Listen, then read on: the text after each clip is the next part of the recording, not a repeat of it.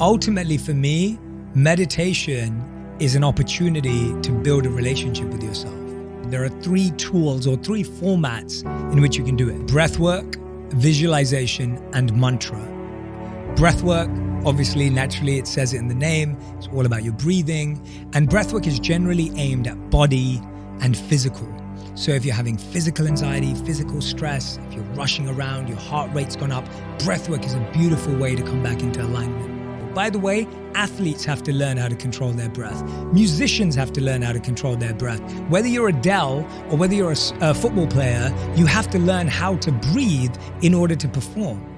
Me, you, and everyone, we're all athletes in different ways. We all use our bodies, we all use our minds, whether you're a business person or whether you're an actual athlete playing on a court or a pitch. But are you saying that I don't know how to breathe? I am saying you don't know how to breathe. Yeah, and not you specifically. I'm saying that most people don't know how to breathe. And I didn't know how to breathe until I was taught how to breathe. And I know that sounds ridiculous, but how many times a day do you get out of breath? I know there's times a day that I get out of breath. How many times of the day do you feel that when you're experiencing an emotion, your breath changes?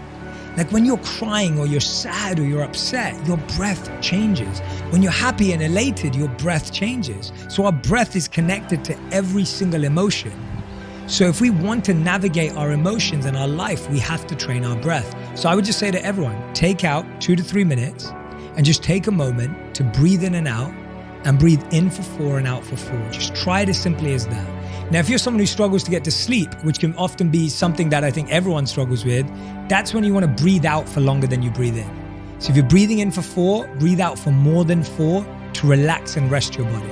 And if you're one of these people that goes, Jay, I've got, like you said, I've got to do a delivery today, I've got to run to this meeting, I've got to get to this, and you need more energy, breathe out for less time than you breathe in.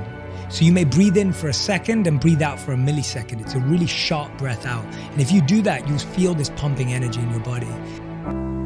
Now, visualization is really interesting because visualization is used by everyone from Lewis Hamilton when he's driving his car around a track through to David Beckham before he took a free kick. Visualization was the art of sitting in one place, closing your eyes, and visualizing what's that track going to look like? What's that turn going to feel like? How's that ball going to move? It's visualizing the process, not the result. And that's what's fascinating. Western society has made it all about visualizing the result. Visualize yourself at the top of the podium and the goal. The smartest people in the world are visualizing the process and the work and the journey. And that's where manifestation's gone wrong. We can get back to that. Visualization I use for when I think I'm about to start a difficult journey. And I think I may lose a bit of patience, or I feel like I really need to practice this. Imagine this as I'm about to go on stage doing something that's really big deal and important for me. I'm gonna visualize myself pacing back and forth on stage. I'm gonna visualize myself communicating that message. I'm gonna visualize myself being really energetic on stage. Notice I'm not visualizing people clapping.